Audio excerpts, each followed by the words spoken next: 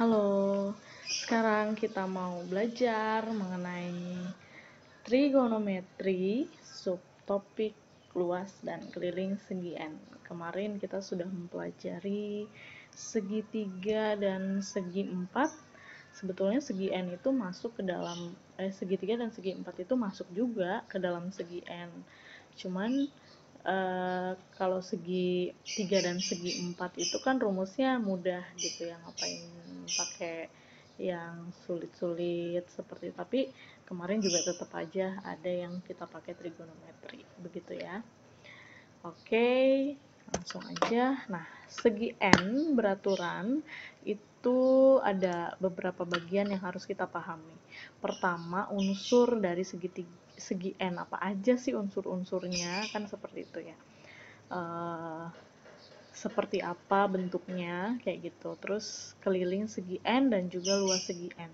Mencakup semua ini, sebelumnya kita harus mengetahui bagaimana aturan sinus, aturan kosinus, dan juga luas segitiga.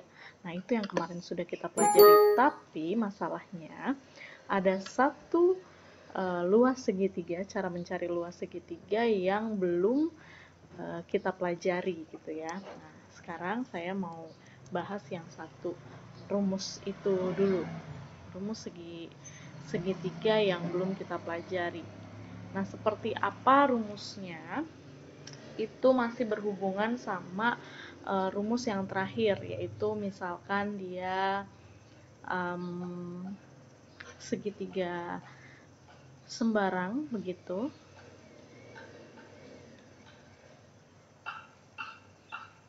Di sini A, B, C. Di sini A kecil, terus B kecil, C kecil. Nah, kita punya luas segitiga, yaitu dengan cara sin kemarin ya, dapatnya misalkan setengah AC dikali AB dikali sin A gitu ya. Jadi AC AB AC AB dikali sin A, karena sudut A yang diketahui gitu ya. Sudut A yang dibentuk oleh sisi AC dan AB. Nah, sekarang kita mau mengubah si AC sama AB ini jadi bentuk sudut begitu. Jadi kita pakai semua sudut, misalnya pakai sudut dan satu sisi kebalik. Kalau kemarin satu sudut dan dua sisi, kalau ini dua sudut dan satu sisi. Kita coba ya. Berarti misalkan seluruh sudut diketahui, maka kita bisa ambil AC dulu kali ya biar gampang, sin B begitu. Itu kan akan sama dengan sisi yang tidak dipakai, yaitu CB, misalnya BC per sin A ya. Terus AC berarti apa? AC itu adalah BC dikali sin B per sin A. Ini yang pertama. Yang kedua kita mau pakai AB. AB berarti sin C, pakai BC juga karena maksudnya untuk mengganti AB dan AC ini begitu. Kan sisi yang tidak dipakai adalah BC. Ya, kita mau ganti dengan BC semua. Kemudian sin A gitu ya. Maka kita punya AB sama dengan BC dikali sin C per sin A. Nah, kita ganti semua menjadi bagian yang tadi. Luas sama dengan setengah AC menjadi BC, ini kurang C-nya, BC dikali sin B per sin A. AB-nya BC dikali sin C per sin A. Kemudian dikali sin A. Berarti ada sin A yang hilang di bawah gitu kan ya. Ada sin A yang hilang. Kita ganti dulu. Ini hilang. Ya.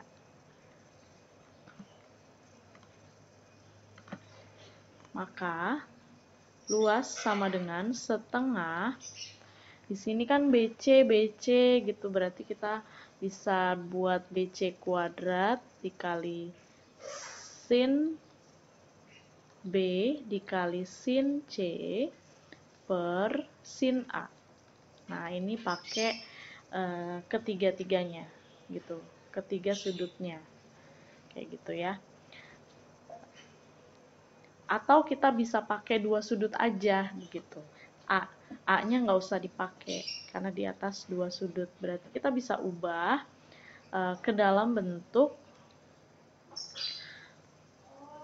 kalau bisa dibilang kan sudutnya itu A plus B plus C sama dengan 180. Berarti A itu adalah 180 min B tambah C. Gitu ya. Dikurang jumlah dari B dan C.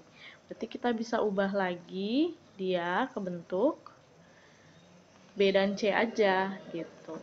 Jadinya luas sama dengan 1/2 dikali BC kuadrat, kemudian sin B, kemudian sin C dibagi sama sin 180 dikurang B plus C.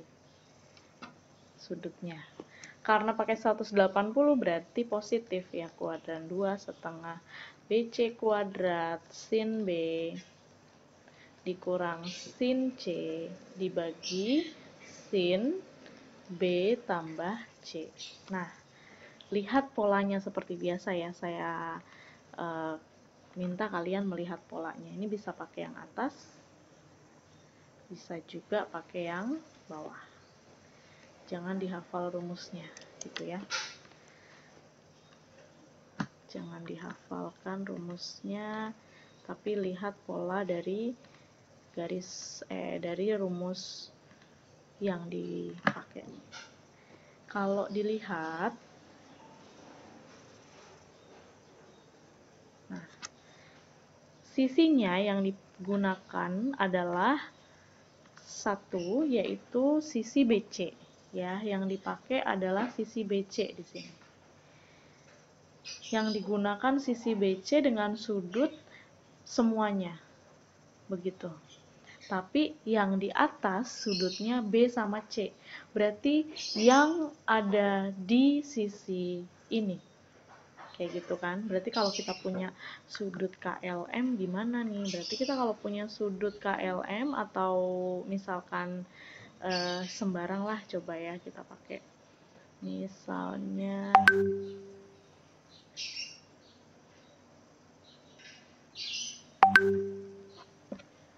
ini ke sini. Misalkan ada ini, misal segitiga sembarang, terus di sini PQR, di sini alfa, beta, gamma gitu. Nah, kita mau pakai rumus sisi P misalnya, berarti setengah kali P kuadrat dikali sin alfa dikali sin beta dibagi sama sin theta gitu. Atau berarti kalau mau cari yang lain lagi, misalkan mau cari R kuadrat, berarti sinnya dipakai sin beta, sin theta, dibagi sin alfa. Dari mana sih Bu? Ini alfa ya, mirip sama. Nah, dari mana sih Bu kita bisa menentukan? Lihat sisinya. Sisi P sama Q, sudutnya di ujung sama ujung adalah alfa dan beta. Berarti pakai yang di atas alfa dan beta. Sisanya di bawah. Kalau misalnya R berarti kan alfa dan gamma gitu ya. Alfa dan gamma. Berarti beta dan gamma. Berarti di atas pakainya beta sama gamma yang ada di garis R. Kayak gitu polanya. Paham ya? Oke, kita lanjut ke luas segi N. Nah, saya mulai dari segi 5. Pertama, unsur yang harus kalian tahu adalah R-nya tuh yang mana sih? Gitu. Kalau di dalam segi 5 ini kan dihubung beraturan ya, untuk segi 5 beraturan. Kita punya R itu garis dari sisi lingkaran ke pusat. Berarti ini R. Gitu ya, jari-jari kan. Nah, kemudian ini dianggap S. Ya, yang di luar dianggap S. Misalnya warnanya lain lah ya. Oke. R berarti R-nya ada berapa? Yaitu R itu jari-jari. Jari-jari ada 5. Gitu ya. Kemudian kita punya sisi. Kita punya sisi itu S.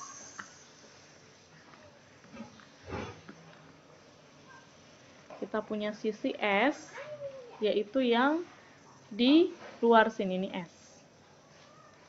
Lebih lebar pasti ya, kalau dari gambar kan terlihat. S yaitu sisi dari segi N. Ada 5. Oke. Nah, untuk mencari luas, kita butuh jari-jari, ya kan? Karena butuhnya adalah luas segitiga. Luas segitiga dengan satu sudut gitu kan, berarti butuhnya jari-jari. Tapi kalau keliling kita butuh yang di luar, yaitu kita butuh sisi. Jadi harus bisa bedain kapan kita pakai sisi, kapan kita pakai jari-jari gitu ya. Nah, sekarang yang perlu dipahami adalah dari semua ini kan lingkaran ya, seperti yang di luar. Nah, sudutnya karena sisinya segitiganya sama dan semua R semua berarti kan sisinya segitiganya sama gitu yang di bawah, sama kaki. Berarti sudut yang di sini pun sama yang di dalam. Satu lingkaran 360. Berarti sudut misalkan diturunin lah ya, ada segitiganya di sini. Ini kan berarti ada R sama S. Sudutnya di sini misalkan kita buat alfa, sudut satu segitiga berarti kan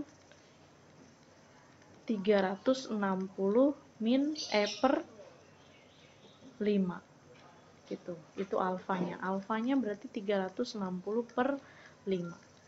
Kan gitu ya. Karena sisinya sama, semua sisinya sama, berarti kita punya rumus luas segi 5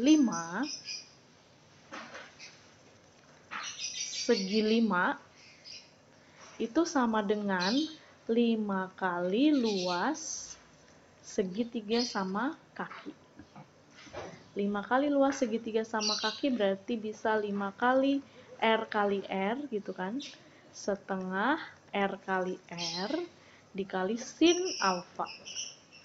Nah, begitu. Kalau pakai sudut, tiga-tiganya bisa pakai cara yang tadi lagi gitu ya. Cari. Ini pasti sama, pasti kita bisa ketahui sudutnya, karena sudut ini sama dengan ini. Kenapa sama? Karena dia sama kaki. Tidak sama dengan alfa ya, karena dia 5. Kalau segi 6 berarti semuanya sama sisi gitu. Ini sama kaki, berarti 180 dikurang alfa dapat berapa? Nanti dibagi 2 gitu kan, dibagi 2 sama sisi kanan dan sisi kiri. Nah, bisa pakai itu. Bisa juga cukup pakai ini. Sin alfanya berapa? Ya berarti 5 per 2 R kuadrat kali sin 360 per 5. Nah, bisa kita buat dari sini, maka luas dari segi N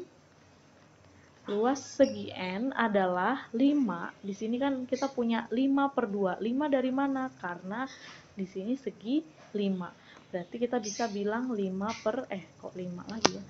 N per 2, karena segi N gitu kan.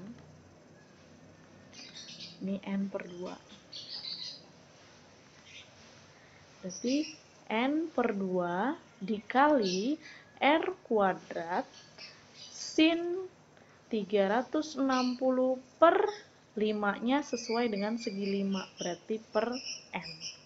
Nah, ini untuk luas segi N. Bagaimana dengan keliling segi N? Ya udah tinggal tambahin S-nya semua, tapi cari dulu S-nya dari mana, begitu. Untuk mencari S kita bisa pakai aturan cos, gitu kan. Untuk mencari keliling kita harus tahu dulu cari S-nya. Cari S ya dengan cara aturan cosinus, dengan aturan cosinus. Gitu ya. Aturan cosinus bagaimana? S berarti sama dengan R kuadrat tambah R kuadrat min 2 kali R dikali cos 360 per 5. Gitu ya. Karena S-nya kan di sini. Ini S-nya nih. Ya, S-nya ada di sini, berarti kita punya R kanan kiri dan sudut. Gitu kan. Nah, udah selesaiin. Nah, terus berarti kalau keliling segi N gimana? Keliling segi N kita mau, nanti kan tinggal tambahin begitu ya, segitiganya.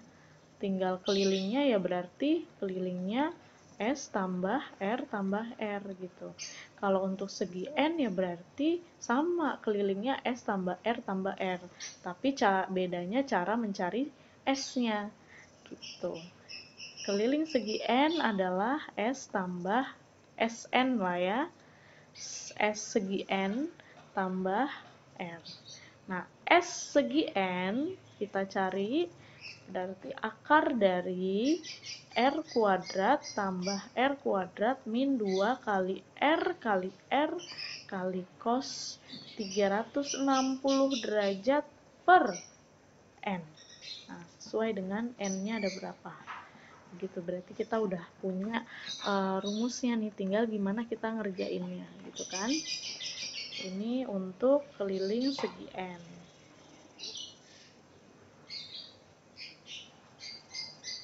Ini untuk luas segi N. Nah, oke, kita lanjut ke contoh ya. Oke, kita balik sebentar ke sini. Tadi ada kesalahan, ini baru keliling segitiga. Satu segitiga ya. Ini baru keliling satu segitiga. Begitu. Ya. Ini keliling satu segitiga.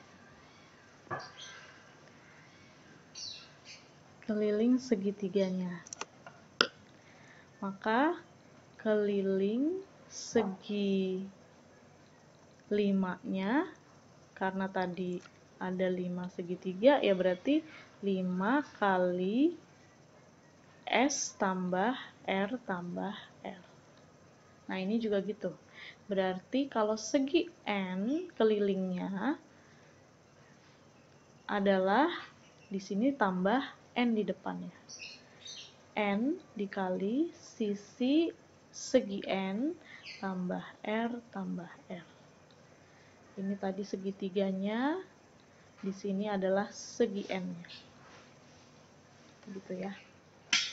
Oke, kita lanjut ke contoh soal. Nah, tentukan luas segi 8 beraturan dengan panjang jari-jari lingkaran luarnya adalah 8 cm. Ini lingkaran luar.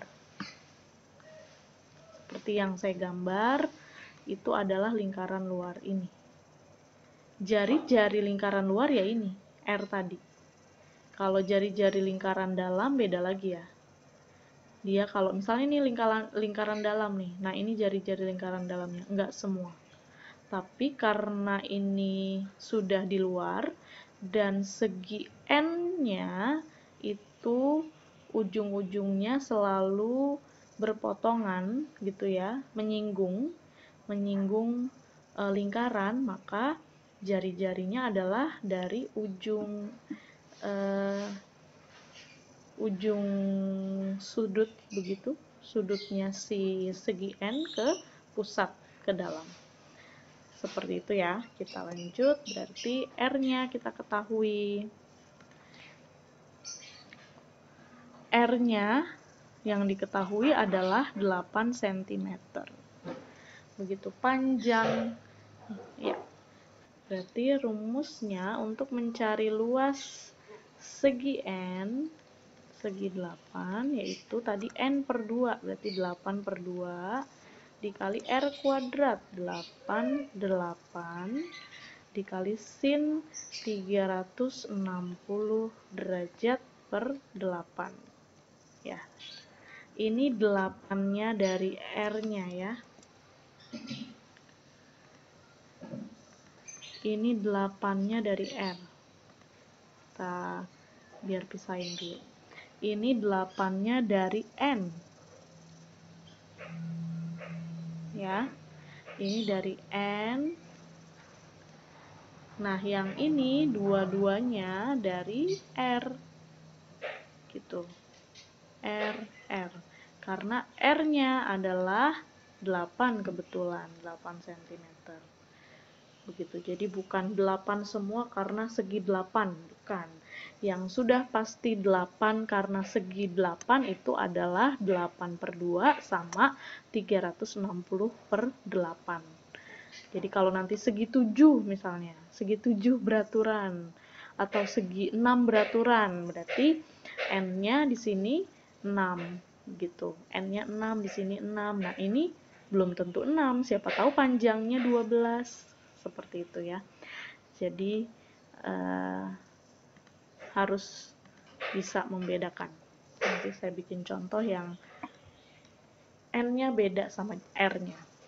Ini kan berarti bisa dibagi ya, 8 dibagi 2, 4. Nah, karena di sini 8 sama 8, terus di sini juga 360 per 8, bukan berarti 8 yang di sini dicoret dengan 8 yang di luar.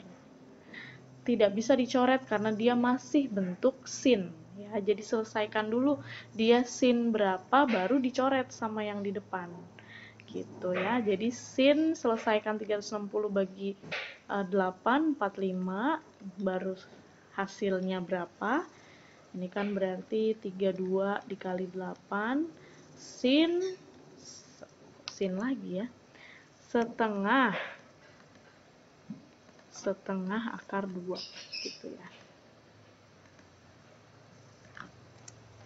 Setengah akar 2. Ini berarti boleh kita coret, hasilnya 4, 32 kali 4 berarti 128 akar 2 cm persegi. Ya, itu contohnya. Kita lanjut ke contoh berikutnya. Soal yang kedua, tentukan luas segi 12 beraturan dengan panjang jari-jari lingkaran luarnya 10 cm. Oke, kita lanjut 10 cm ya. Berarti kita punya luas, ini R ya, berarti R-nya 10, ini beda, N-nya sama R-nya beda ya, 10 cm.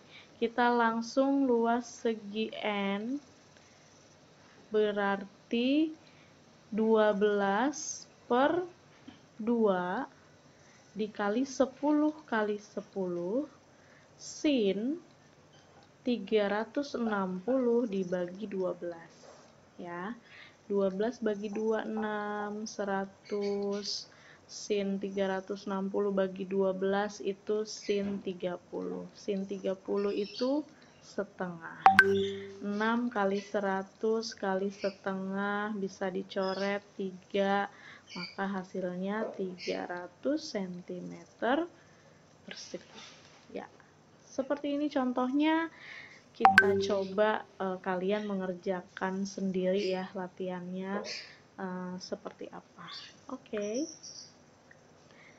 Jangan pernah bosan untuk belajar walaupun kita dengan jarak jauh begini gitu ya. Kalau ada yang ditanyakan, misalnya soal yang diberikan nanti ada 5 soal, bingung 2 soal, silahkan ditanya. Atau mau tahu, Bu ini bener apa enggak soal apa jawaban saya, silahkan tanyakan kepada saya. Yang penting kalian harus tetap semangat, karena setiap materi yang kita pelajari pasti akan berhubungan dengan materi-materi selanjutnya di kelas 11 dan 12. Jadi sayang sekali kalau PJJ ini tidak dimanfaatkan dengan baik.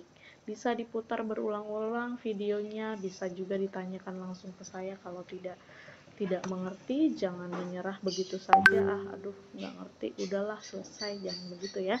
Kita harus tetap semangat, karena kalian harus tahu guru-guru juga sangat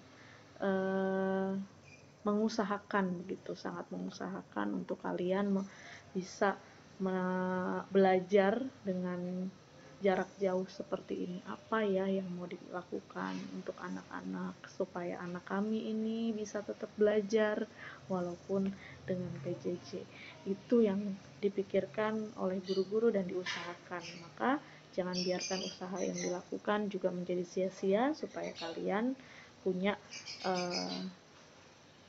masa depan yang lebih cemerlang. Oke, sampai ketemu di pertemuan selanjutnya. Oke, sekarang silahkan dikerjakan latihan berikut. Kerjain aja yang bisa, nanti kita bahas di pertemuan selanjutnya ya. Kalau ada yang mau ditanyakan langsung juga boleh via chat, silahkan di chat ke saya, nomor ini bener gak ya Bu saya misalnya. Silahkan ya. Selamat belajar.